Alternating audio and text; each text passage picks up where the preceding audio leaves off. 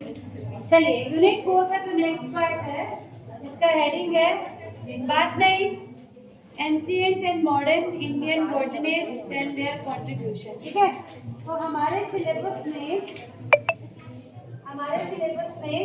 पुराने से लेकर नए तक बात नहीं, पुराने से लेकर नए तक 6 साइंटिस्ट या हम बोल सकते हैं बॉटनिस्ट है ना, वनस्पति वैज्ञानिक के बारे में दिया गया है जिनके बारे में हमको जानना चाहिए। पहले ये सब नहीं पढ़ते थे, अब पढ़ते हैं भी। ठीक है, तो देखो भारत में वनस्पति ज्ञान भी एक समृद्ध परंपरा है, आप देख ही रहो बहुत सारा इसमें होता है। ठीक है, तो प्राचीन काल से चला आ रहा है और अधिक वैदिक काल से आज तक भारतीय वनस्पति शास्त्रियों ने वनस्पति विज्ञान के क्षेत्र में महत्वपूर्ण योगदान दिया है। जो आपके वनस्पति वैज्ञानिक हैं है ना, बॉटनिस्ट हैं, उन्होंने बहुत सारे असंख्य पौधों की खोज की है, उनकी पहचान की है, उनके महत्व के बारे में बताया है। इसी तरह मतलब वर्ल्ड लेवल पे भी बहुत ज्यादा इसके बारे में बताया है। चरक और सुश्रुत जैसे वनस्पति वेताओं द्वारा लिखे गए ग्रंथ जो चरक संहिता और सुश्रुत संहिता है ना, ये बहुत पुराने समय से हमारे पास है। इन दोनों ऋषियों ने विश्व में आयुर्वेदिक वनस्पति की नींव रखी है, मतलब हम बोल सकते हैं भारत से बाहर की ओर गया हुआ है। इसी प्रकार आधुनिक काल में भी ऐसे अनेक भारतीय वनस्पति वैज्ञानिक हुए हैं जिनके योगदान को विश्व भर में क्या किया जाता है, सराहा जाता है। जैसे कि एक साइंटिस्ट है, इनका नाम हमेशा पूछते हैं, जानकी अम्माल, ये एक बॉटनिस्ट है। पंचानन माहेश्वरी, MM स्वामीनाथन, ये नाम तो सुना है? किसमें सुना है? MM स्वामीनाथन का नाम किसमें सुना है? Green revolution. BP Pal, Jagadish Chandra Bose, JC Bose का नाम सुना है? क्या बताए थे वो? KC मेहता, इस तरह से बहुत सारे साइंटिस्ट हैं बॉटनी वाले भी। ठीक है, जिनका योगदान बहुत ज्यादा है। ठीक, तो राष्ट्रीय शिक्षा नीति के हिसाब से ज्यादा खन आपको नहीं दिया पढ़ने के लिए, 6 साइंटिस्ट के बारे में आपको पढ़ना है। कहाँ से शुरू करके? प्राचीन काल के। तो सबसे पहले जिनके बारे में पढ़ना है वो है महर्षि चरक। ठीक है, सबसे पहले साइंटिस्ट हम इनको बोल सकते हैं हमारे बॉटनी के सबसे पुराने साइंटिस्ट कौन? महर्षि चरक। क्या लिखा था इन्होंने? चरक संहिता। ठीक, तो महर्षि चरक का एक फोटो भी यहाँ पर दिया हुआ है बुक में, आप या गूगल कर सकते हैं कि कौन थे महर्षि चरक। ठीक है, तो महर्षि चरक जो है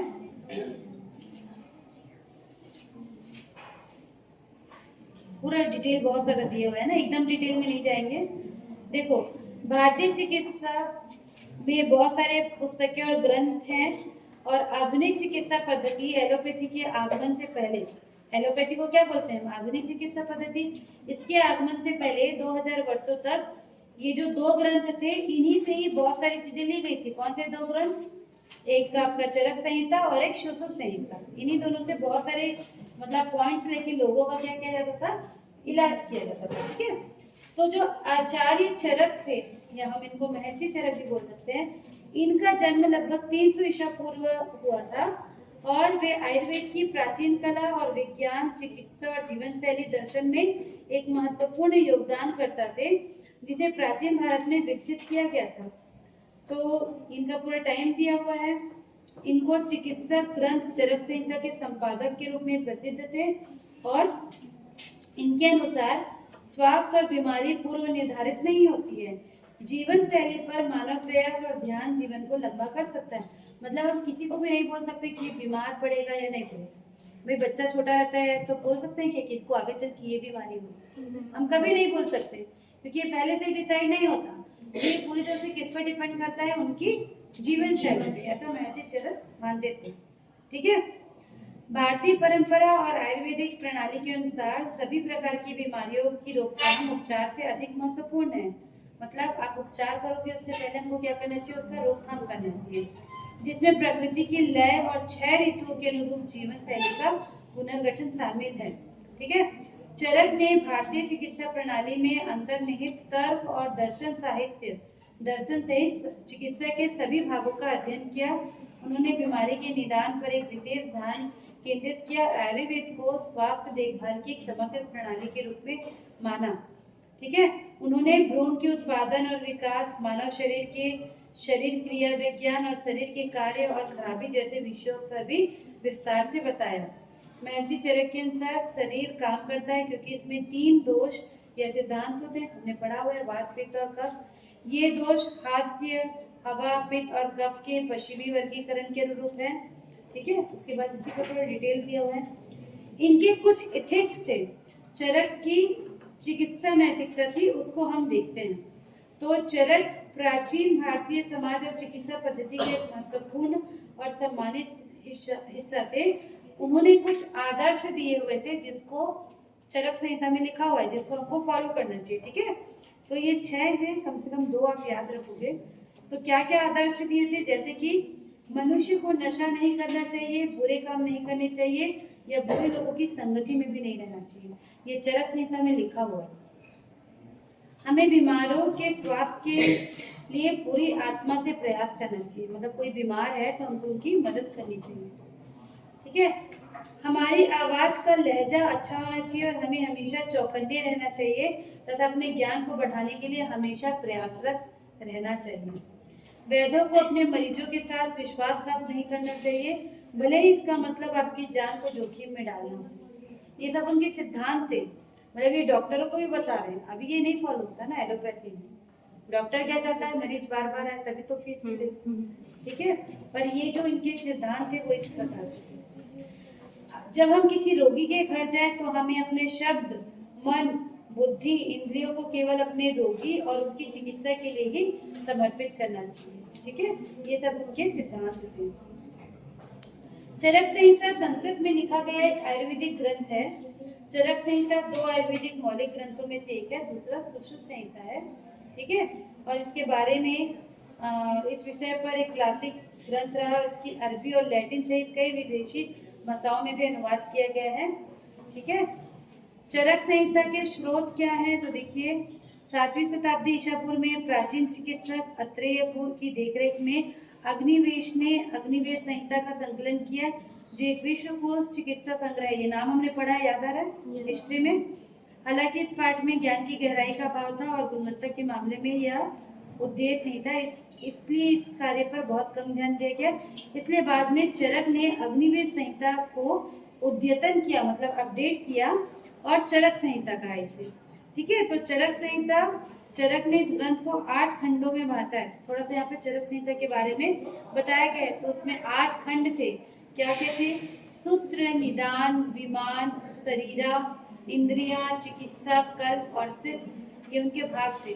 उसके अलावा लेखक धबाला ने बाद में चरक संहिता में 17 अध्याय जोड़े, जिसमें और 4 मुख्य घटक थे, जैसे मरीज, चिकित्सक, दाई और दवाइयाँ। तो ये सब उसमें जोड़ा गया है। ठीक, और भी कुछ कुछ इनकी डिटेल है। देखो, महर्षि चरक के बारे में ज्यादा डिटेल नहीं पता, ये बहुत पुरानी बात है। बस उनका हमको क्या पता है, जन्म के बारे में पता है कि 300 ईसा पूर्व हुआ और उन्होंने चरक संहिता को लिखा है, ये हमको उनके बारे में पता है। इसलिए अगर महर्षि चरक को पूछेगा तो ये बताने के बाद हमको चरक संहिता के बारे में थोड़ा सा डिटेल बताना है, जिसके अंदर आपका यही आएगा। क्या आएगा? जो इनके 8 खंड थे वो, और 4 क्या है मुख्य घटक, इसके बारे में आप बता सकते। ठीक, चरक संहिता के अंदर कुछ जगहों के नाम के बारे में भी उल्लेख है, जैसे कि मगधी, जो मगध कहलाया है ना, उसका साइंटिफिक नेम वगैरह भी बताया है। तो 2-3 आप इसमें से याद कर सकते हो। महर्षि चरक के बारे में इतना आपको लिखना और पढ़ना। दूसरे साइंटिस्ट थे जिनका नाम था सर जगदीश चंद्र बोस। दूसरे साइंटिस्ट कौन है? सर जेसी बोस। किधर के थे? किधर के थे?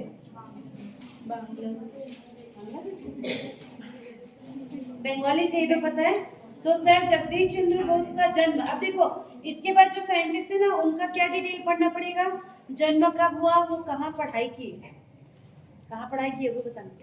महर्षि चरक का नहीं पता ना, कौन जाके पूछे, किसी को नहीं पता कि वो कहाँ पढ़ाई की।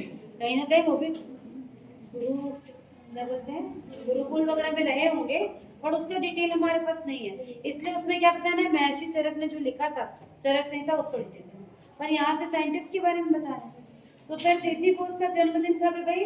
30 नवंबर 1858 को मुंशीगंज, जो बांग्लादेश में है, वहाँ हुआ था। उनके पिता भगवत चंद्र बोस एक डिप्टी मजिस्ट्रेट थे, उनकी माँ प्रसन्ना कुमारी देवी एक जमींदार परिवार से थी। ये सब लिखना पड़ेगा, ठीक है?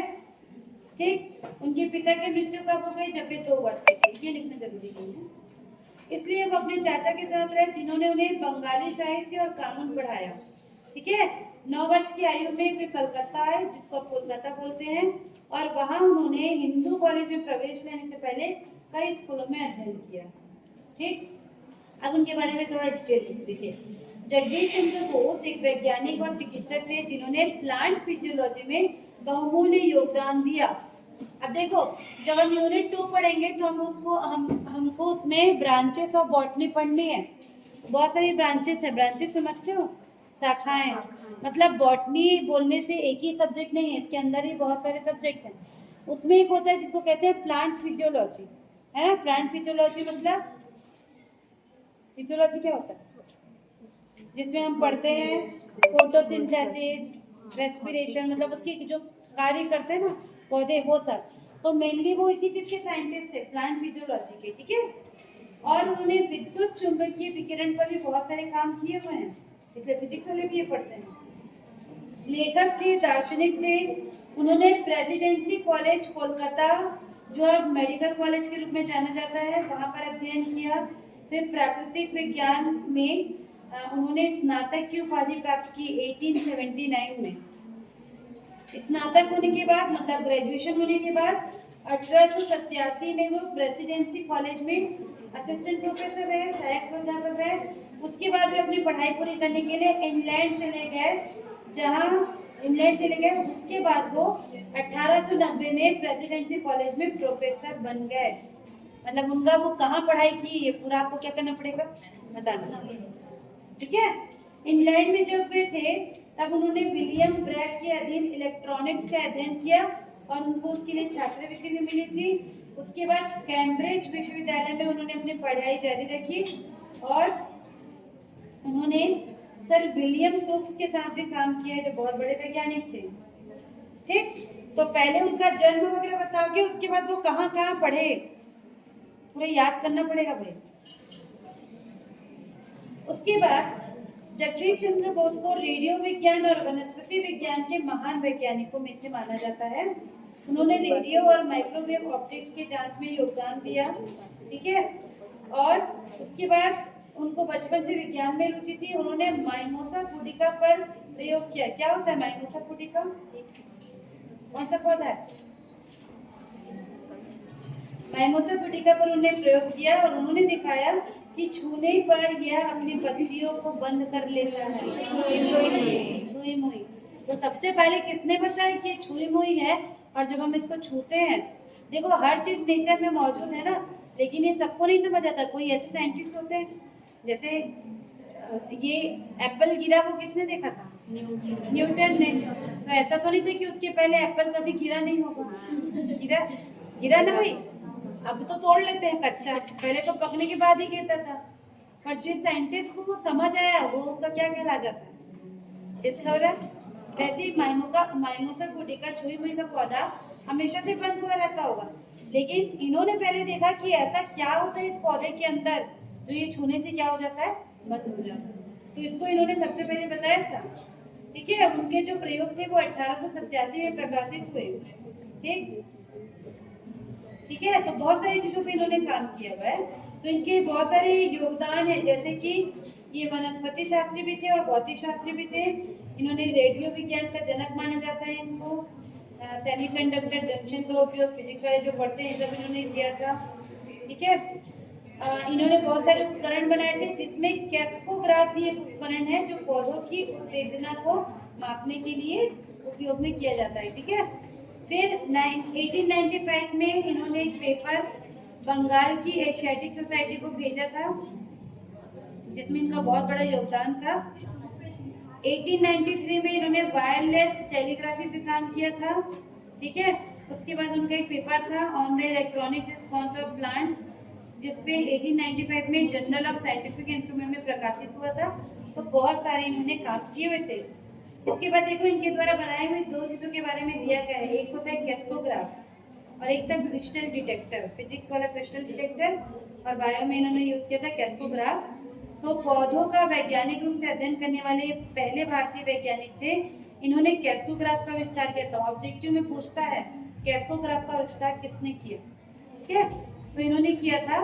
और इनका उपयोग पौधों में वृद्धि को मापने के लिए किया जाता है, पौधे की कितनी हाइट बढ़ी इसके लिए, ठीक है। और एक उपकरण है जिसका उपयोग पौधों में परिवर्तन का अनुमान लगाने के लिए किया जाता है। उन्होंने फ्लोरोसेंट रंगों के साथ जीवित ऊतकों को रंगने की एक तकनीक भी विकसित की थी, ठीक है, जिससे माइक्रोस्कोप में उनको देखा जा सके। तो ऐसे बहुत सारे काम उन्होंने किए थे, ठीक है, ठीक। उसके बाद क्रिस्टल डिटेक्टर के बारे में दिया हुआ है, थोड़ा सा इसको भी देख सकते हो। इतना चीज आपको सर जगदीश चंद्र बोस के बारे में लिखना पड़ेगा अगर क्वेश्चन में पूछ लिया तो। तीसरे साइंटिस्ट है जिनका नाम है डॉक्टर बीपी पॉल, नाम है डॉक्टर बीपी पॉल, बंगाली, ठीक। इनका पूरा नाम था डॉक्टर बेंजामिन पेरी पॉल, ठीक।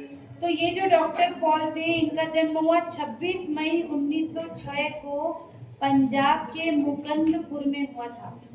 सबका जीवनी याद रखना पड़ेगा कहाँ जन्मे थे, ठीक। इनकी प्रारंभिक स्कूल शिक्षा बर्मा में हुई, जो उस समय ब्रिटिश भारत का एक हिस्सा था, भारत में नहीं आता।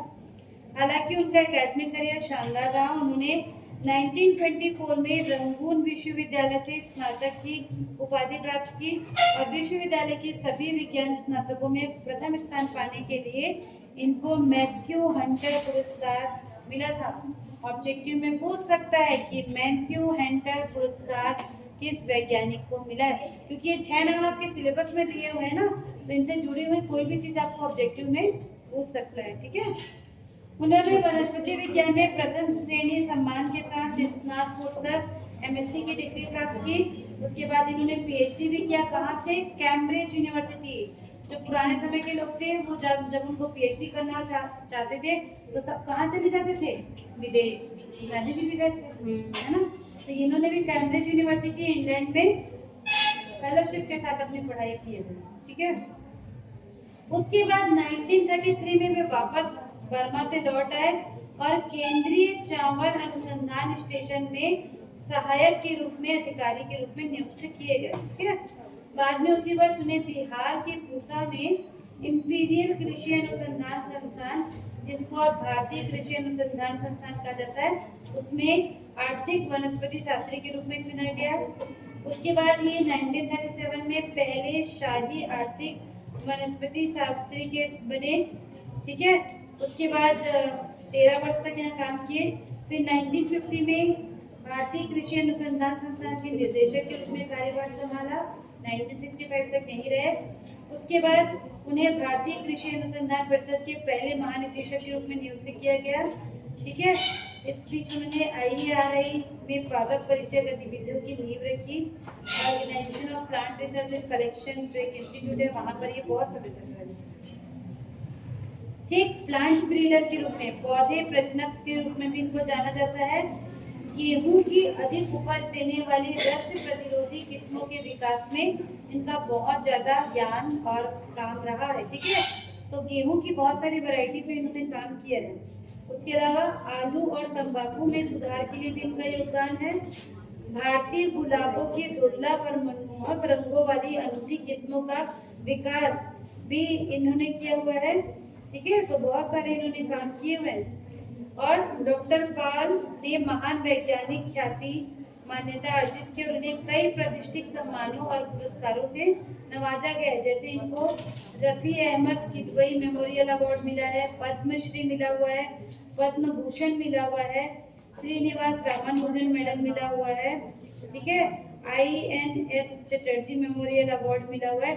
10 अवार्ड के नाम दिए गए हैं जो इनको मिला हुआ है, क्योंकि बहुत ज्यादा काम किए हुए, कम से कम 2-3 नाम आप याद रखेंगे, ठीक है। उसके अलावा भारतीय विज्ञान कांग्रेस एसोसिएशन के अध्यक्ष रहे हैं। ठीक है। बीपी पॉल सर भारत और विदेशों में कई विद्वान एकेडमिक सोसाइटी की सदस्यता भी रखते थे। वे लंदन के रॉयल सोसाइटी के एक प्रतिष्ठित सदस्य थे। ठीक है। और इसके अलावा Linnean society, all union Lenin academy, बहुत जगह ये मेंबर के रूप में रहे हैं। ठीक। चलो, उसके बाद जीवन भर उन्होंने विवाह नहीं किया, मतलब इतना काम किए कि शादी भी नहीं किए, और निस्वार्थ भाव से अपना पूरा समय विज्ञान, प्रकृति, ललित कला और रचनात्मकता को इन्होंने दिया। 1989 में इनकी मृत्यु हो गई सामान्य रूप से। ठीक है। और इनको बहुत ज्यादा याद किया जाता है किस रूप में? संरक्षक, पादप अनुवंशिक संसाधनों के महान समर्थक और एक संरक्षकवादी के रूप में इनको याद किया जाता है। ठीक। तो कब था इनका जन्म? जन्म कब था? 26 मई 1906 को जन्मे थे, और कब खत्म हुए? 1989 में। ये क्या हुआ है? एक्सपायर। तो इनका जीवनी आपको बताना पड़ेगा। चलिए, चौथा नाम है doctor Karamchand Mehta. Doctor KC. Mehta. आपका भी टेस्ट हुआ था जो, उसमें आपने ये ऑप्शन में बहुत सारे नाम देखे होंगे। के.सी. मेहता नाम। ठीक है। डॉक्टर करमचंद मेहता। ठीक। प्रोफेसर भी बोल सकते हैं। प्रोफेसर करमचंद मेहता का नाम भारत में वनस्पति विज्ञान के इतिहास में एक बहुत प्रमुख स्थान है। इनका मेन काम था गेहूं के रस्ट, जो रस्ट डिजीज होता है वीट का, उस पर इन्होंने बहुत काम किया है। ठीक है। इनका जन्म हुआ था 20 जून 1892 को। इनसे भी पहले, ठीक है, इनसे भी पहले हुआ था। कहाँ? पंजाब के अमृतसर में हुआ था। और ये अपने गृहनगर में स्कूल शिक्षा प्राप्त किए। उसके बाद उन्होंने लाहौर के सरकारी कॉलेज में पढ़ा। उसके बाद उन्होंने प्रसिद्ध भारतीय वनस्पति शास्त्री प्रोफेसर शिवराम कश्यप, इनका नाम भी आगे पढ़ोगे, ठीक है, एसआर कश्यप से शिक्षा प्राप्त की और एमएससी की डिग्री ली। ठीक है। उसके बाद इनको अर्नोल्ड मेडल से सम्मानित किया गया। ऑब्जेक्टिव में पूछ सकता है क्या पता नहीं, उस समय का ये पुराना मेडल है, मतलब जैसे जो टॉप करते हैं या कुछ अच्छा काम करते हैं सबके लिए। ठीक है। उसके बाद दयाल सिंह कॉलेज में वनस्पति विज्ञान के व्याख्याता के रूप में इन्होंने काम किया। उसके बाद इस्लामिया कॉलेज में भी काम किया। ठीक है। आगरा कॉलेज में काम किया, प्राचार्य भी रहे। ठीक। देखो, पूसा बिहार में एक साइंटिस्ट है जिनका नाम था एडविन जे बटलर के साथ उन्होंने माइकोलॉजी पे बहुत काम किया है ना, मतलब फंजाई वाले क्षेत्र में भी इन्होंने बहुत काम किया है। इन्होंने पक्सीनिया बटलरी के कारण होने वाले लाउनिया के रस पे काम किया। तो पक्सीनिया बटलरी एक क्या है, पैथोजन है, उसके ऊपर रस्ट डिसीज ये करता है वीट पे, उसके ऊपर इन्होंने बहुत काम किया। इनका बहुत सारे डिटेल दिया हुआ है, इसमें देखना कहाँ कहाँ किस पे काम किया हुआ है। गेहूं पर हमला करने वाले रस्ट कवक अर्थात काले, भूरे और पीले रस्ट के यूरेडियो स्कोर की क्रियाशीलता पर इन्होंने बहुत ज्यादा काम किया हुआ है। ठीक है। तो गेहूं के रस्ट डिसीज के ऊपर इनका काम है, बहुत सारा दिया हुआ है। ठीक, पूरे डिटेल।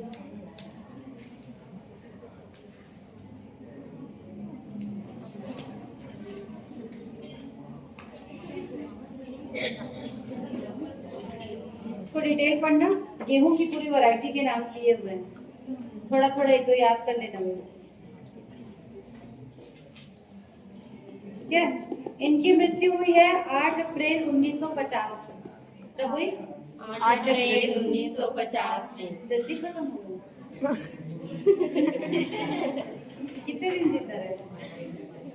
8 साल इधर, मतलब 58, ज्यादा नहीं रहे। 92 के हैं ना, 1892 के हैं, 8 साल इधर और 50 साल इधर, 58 साल। तो इतने कम समय में भी ये बहुत सारी जगह मेंबर रहे हैं भाई, बहुत सारा दिया हुआ है, इसको जाके पढ़ना, इसको जाके पढ़ना बहुत सारा। इंडियन बॉटनिकल सोसाइटी के अध्यक्ष रहे हैं, ठीक है। फाइटोपैथोलॉजिक सोसाइटी के अध्यक्ष रहे हैं। बोस रिसर्च इंस्टीट्यूट कलकत्ता में भी ये रहे हैं, तो बहुत सारी जगह रहे हैं। डॉक्टर मेहता अपने शिक्षक प्रोफेसर शिवराम कश्यप और अपने समकालीन प्रोफेसर बिरबल साहनी की तरह, है ना, बहुत ज्यादा फेमस थे। बिरबल साहनी का भी नाम आपने सुना होगा, किसमें सुना है? नहीं सुने हो? पक्षियों के ऊपर बहुत काम था बिरबल साहनी, ठीक है। तो उस टाइम पर ये थे, बहुत सारे इनके काम। अगले जो साइंटिस्ट है उनका नाम है doctor T V Desikacharya. Desikacharya, doctor T V Desikacharya, ठीक है। तो ये क्या थे? शैवाल विज्ञानी थे, ठीक। शैवालों पे इन्होंने बहुत काम किया है। शैवाल मतलब नहीं, शैवाल मतलब एल्गी। तो इन्होंने एल्गी पे बहुत काम किया हुआ है, ठीक है। इनका पूरा नाम है डॉक्टर थामरपु वेदांत देसिकाचार्य। इनका जन्म हुआ है 18 सितंबर 1919 में, और बात करें, ठीक है। कहाँ पर हुआ था? मद्रास में, आंध्र प्रदेश के एक छोटे से मंदिर शहर तिरुपति में इनका जन्म हुआ था। इनके पिता भी प्रोफेसर थे, वासुदेव शर्मा, जो कि संस्कृत और तमिल भाषा के विद्वान थे, ठीक। फिर 1940 में हाई स्कूल की शिक्षा इन्होंने मिला, और उसके बाद मद्रास विश्वविद्यालय से इन्होंने बीएससी, एमएससी और पीएचडी की उपाधि प्राप्त की। अपने पीएचडी के दौरान इन्होंने नील हरित शैवाल की वर्गीकी पे बहुत काम किया। मतलब हम जो देखते हैं ना, एल्गी का जो क्लासिफिकेशन हमने पढ़ा हुआ है, उस पे इन्होंने बहुत काम किया हुआ है, ठीक है। उसके बाद ये बहुत सारे इंस्टीट्यूट में भी रहे, ठीक है। इनका प्रोफेशनल कैरियर दिया हुआ है, जैसे कि प्रसिद्ध भारतीय वैज्ञानिक डॉक्टर M.O.P. अयंगर, ये नाम हमने पढ़ा है जब हम एल्गी पढ़ रहे थे, उनके साथ इन्होंने काम किया। 1956 में ये नेशनल एकेडमी ऑफ साइंस के सदस्य रहे, ठीक है। और फाइकोलॉजिकल सोसाइटी ऑफ इंडिया की स्थापना 1960 में की गई, और स्थापना से लेकर अपने जीवन के अंत तक ये उसकी क्या रहे? सदस्य बने रहे, ठीक है। फाइकोस नामक रिसर्च जर्नल के ये मुख्य एडिटर थे। फाइकोलॉजिकल सोसाइटी ऑफ इंडिया के सह अध्यक्ष के रूप में इन्होंने बहुत सा काम किया, ठीक। तो बहुत सारे जनरल है, जनरल जिसमें जो रिसर्च होता है उसका ये क्या करते हैं? छापते हैं अपना काम, ठीक। तो उसके बोर्ड के सदस्य थे, ठीक है। और फाइकोलॉजिकल सोसाइटी ऑफ अमेरिका के भी ये मेंबर रहे हैं, ठीक है। उसके द्वारा फाइकोलॉजिकल सोसाइटी ऑफ अमेरिका के द्वारा इनको अवार्ड ऑफ एक्सीलेंस भी मिला हुआ है, ठीक। 1970 में इन्होंने मद्रास विश्वविद्यालय में वनस्पति विज्ञान विकास सेंटर ऑफ एडवांस स्टडी का को प्रारंभ किया, और बहुत सारे एल्गी की नई जातियों की इन्होंने खोज भी की, ठीक है। इस तरह से बहुत सारा इनका डिटेल है। इनकी मृत्यु हुई है 5 नवंबर 2005 को। दिन थे, बहुत लंबा चीज, ठीक है। तो कब इनकी मृत्यु हुई है? 5 नवंबर 2005 को इन्होंने अपना पार्थिव शरीर छोड़ दिया, ठीक है। इनको हम किस रूप में याद रखते हैं? महान शैवाल वैज्ञानिक, ठीक है, फाइकोलॉजिस्ट के रूप में हम इनको याद करते हैं। तो इतना आपको इनके बारे में लिखना पड़ेगा। छठवीं और आठवीं साइंटिस्ट है जिनका नाम है M.S. स्वामीनाथन।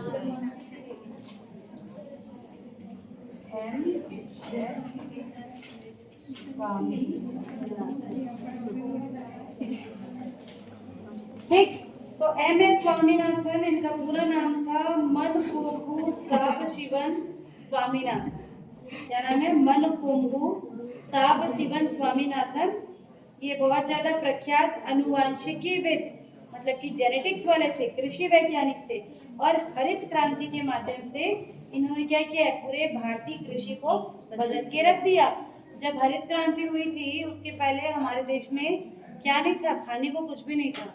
आपको पता है जब भारत आजाद हुआ तो इतना कम हमारे पास उत्पाद था कि उस समय लोग फास्ट करते थे, दिन में एक बार खाना या एक दिन की आड़ में खाना। पूरे देश में ये रूल फॉलो होता था क्योंकि खाने के लिए कुछ भी नहीं रहता था। और जो हमारे उस समय के प्रधानमंत्री थे वो जब बाहर और देशों से जब मांगते थे कि हमको बहुत अभी अकाल पड़ गया है या ये हमारे पास खाने के लिए नहीं है, तो एक बार का ये वाकया है कि अमेरिका ने भेजा था बहुत ज़्यादा गेहूं पूरे शिप में भर के। अब वो गेहूं जब इंडिया आया तो पूरा काला काला गेहूं था, मतलब खराब चीज़ों को वो इंडिया भेजा खाने के लिए कि हमारे पास खाने का नहीं। तो उसी समय से ग्रीन रिवॉल्यूशन हुआ, हरित क्रांति हुई, और उसके बाद क्या हुआ, हमारा प्रोडक्शन जो है वो बहुत ज़्यादा बढ़ा है। तो उसी में इनका नाम बहुत ज़्यादा है। तो इनका जन्म डेट कब है, देखो 7 अगस्त 1925 और बात की है, ठीक है। इनका बर्थ डेट है, कहाँ हुआ है इनका जन्म, कुंभकोणम का तमिलनाडु में। इनके फादर जो थे, इनके पिता एम के सांबशिवन, वो एक सर्जन थे और महात्मा गांधी के अनुयायी थे। उन्होंने स्वदेशी आंदोलन और तमिलनाडु में मंदिर प्रवेश आंदोलन में भाग लिया था, ठीक है। तो बहुत छोटी सी उम्र में ये क्या चाहते थे, बहुत कुछ अच्छा करना चाहते थे। तो क्योंकि इनके पिताजी गांधी जी के आंदोलन से जुड़े हुए थे। अपने पैतृक शहर से इनकी स्थानीय शिक्षा हुई, उसके बाद उन्होंने मेडिकल स्कूल में दाखिला लिया।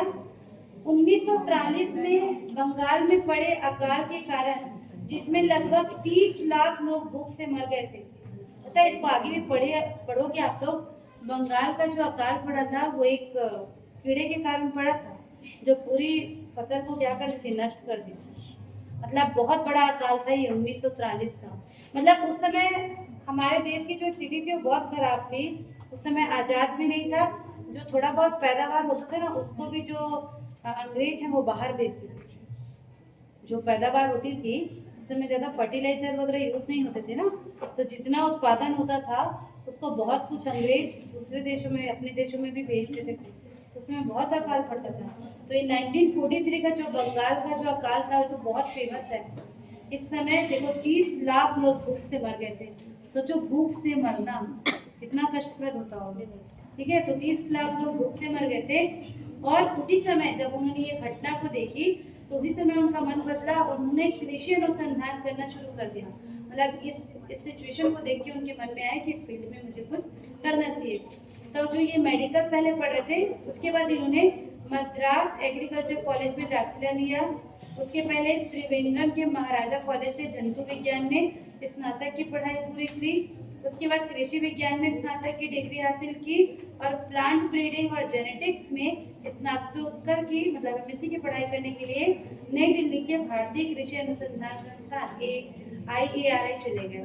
वहाँ उन्होंने पीजी किया और उसके बाद इन्होंने यूपीएससी की भी परीक्षा पास की। यूपीएससी अभी भी टफ होता है, उस समय और टफ था। उस समय एज लिमिट बहुत कम रहता था। ऐसा बोलते हैं कि अंग्रेज जानबूझ के ना एज लिमिट को बहुत कम रखते थे, क्योंकि अगर वो एज लिमिट बढ़ाते तो बहुत सारे हमारे इंडियंस यूपीएससी पास कर जाते, इसलिए वो लोग एज लिमिट बहुत कम रखते थे।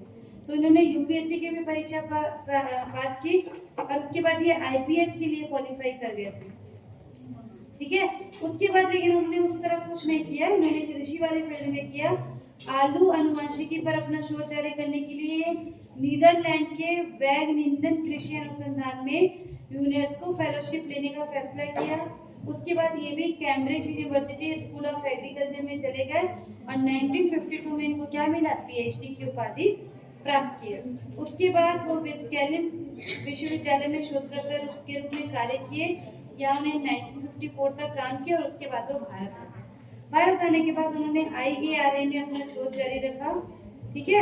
उसके बाद 1972 से 79 के बीच में भारतीय कृषि अनुसंधान परिषद के महानिदेशक रहे, ठीक है। और वहाँ रहते हुए उन्होंने राष्ट्रीय पादप पशु और मछली अनुवांशिक संस्थानों ब्यूरो का गठन किया। उन्होंने भारतीय वन सर्वेक्षण के परिवर्तन में भी भूमिका निभाई और बहुत सारे इन्होंने काम किए। हरित क्रांति कृषि क्षेत्र में उठाए गए कदमों और प्रौद्योगिकी हस्तांतरण की बहुत बड़ी चीज थी, ठीक है। इसमें अनाज के उच्च उपज वाली किस्म का विकास किया गया, कीटनाशकों का उपयोग किया गया, कीट प्रतिरोधी फसलों का विकास किया गया, इन सब में वो शामिल थे, ठीक है। हालांकि हरित क्रांति भारत तक सीमित नहीं थी और इसे कई विकासशील देशों में भी लागू किया गया, लेकिन ये भारत में सबसे ज्यादा असर हुआ, ठीक। दुनिया भर में हरित क्रांति के लिए उसके जनक अमेरिकी कृषि विज्ञानी नॉर्मन बोरलॉग थे। लेकिन भारत में यह सम्मान किसको मिलता है? MS स्वामीनाथन को मिलता है। हरित क्रांति के जनक कहलाते हैं ये भारत में, ठीक है। ठीक, इन विशाल प्रयासों के कारण जहां भारत में ब्रिटिश राज में अकाल पड़ना एकदम आम बात थी, हरित क्रांति के बाद, हरित क्रांति लागू होने के बाद एक भी बार इंडिया में क्या हुआ है? अकाल नहीं पड़ा है, ठीक है। उसके बाद इनका प्रोफेशनल कैरियर दिया हुआ है। बहुत समय तक ये खाद्य एवं कृषि संगठन के अध्यक्ष रहे, IUCN के अध्यक्ष रहे, विश्व प्रकृति निधि में अध्यक्ष रहे। 2001 में वे सुंदरबन विश्व धरोहर के में जैव विविधता प्रबंधन के लिए भी बहुत सारे इन्होंने काम किया है, ठीक है। 1961 में जैविक विज्ञान के लिए इनको शांति स्वरूप भटनागर अवार्ड मिला है और 1989 में इनको पद्म विभूषण का अवार्ड मिला है। ऑब्जेक्टिव में पूछ सकते हैं। 1971 में उन्हें सामुदायिक नेतृत्व के लिए रेमन मैग्सेसे पुरस्कार मिला है। 1999 में इनको यूनेस्को महात्मा गांधी स्वर्ण पदक भी मिला हुआ है, ठीक है। और उसके बाद MS स्वामीनाथन का निधन 23 सितंबर 2023 को चेन्नई में 98 वर्ष में हुआ है। तो ये 98 वर्ष तक उनका निधन अभी अभी हुआ है भाई, 2023 में, ठीक है। और 23 में निधन होने के बाद फरवरी 2024 में भारत सरकार ने खाद्यान्न उत्पादन में भारत को आत्मनिर्भर बनाने की दिशा में उनकी महान उपलब्धियां और योगदान के सम्मान में डॉक्टर स्वामीनाथन को भारत रत्न देने की घोषणा की थी। मतलब उनको भारत रत्न का भी अवार्ड जो है वो मिला हुआ है। हरित क्रांति के जनक होना मतलब बहुत बड़ी बात होती है, ठीक है। तो 2024 में इनको क्या मिला है? भारत रत्न भी मिला हुआ है। तो इतनी चीजें आपको किनके लिए लिखना है? MS स्वामीनाथन के लिए लिखना है। तो ये 6 साइंटिस्ट के नाम आपके सिलेबस में दिया हुआ है। इनमें से किसी भी एक को उठा के पूछ देगा एग्जाम में, 6 पढ़ना है, किसी को भी पूछेगा। 4 नंबर के लिए भी पूछ सकता है। देखो कोई भी क्वेश्चन 4 नंबर के लिए भी पूछ सकता है और 10 नंबर के लिए भी पूछ सकता है। 4 नंबर के लिए पूछेगा तो थोड़ा शॉर्ट में लिखोगे, एकदम इम्पोर्टेंट चीजों को लिखोगे। 10 नंबर के लिए पूछेगा तो थोड़ा सा डिटेल करते हुए आपको लिखना पड़ेगा। जैसे इनका काम था क्या पे? हरित क्रांति पे। तो अगर इनके में 10 नंबर का पूछता है तो आप हरित क्रांति से संबंधित चीजों को लिख सकते हो। इनका काम है प्लांट ब्रीडिंग और जेनेटिक्स में, तो प्लांट ब्रीडिंग और जेनेटिक्स क्या होता है वो भी आप यहाँ पर लिख सकते हैं। तो थोड़ा सा आपको अपने आंसर को फ्रेम करने आना चाहिए, और वो तभी आएगा जब खुद बैठ के पढ़ोगे और लिखोगे। आप इस यूनिट को पढ़ लिया, उसके बाद खुद दिमाग में सोचिए कि इसमें से क्या क्या क्वेश्चन पूछ सकता है। अगर इसको 4 नंबर के लिए पूछेगा तो मैं कितना लिखूं, 10 नंबर के लिए पूछेगा तो कितना लिखूं। 10 नंबर का आंसर जब भी लिखते हैं तो हमको उसका एक सिनॉप्सिस लिखना चाहिए, प्रस्तावना लिखना चाहिए कि क्या क्या पॉइंट आप अंदर लिखोगे, ठीक है। तो इस तरह से आपका ये यूनिट 4 भी क्या होता है? कंप्लीट होता है।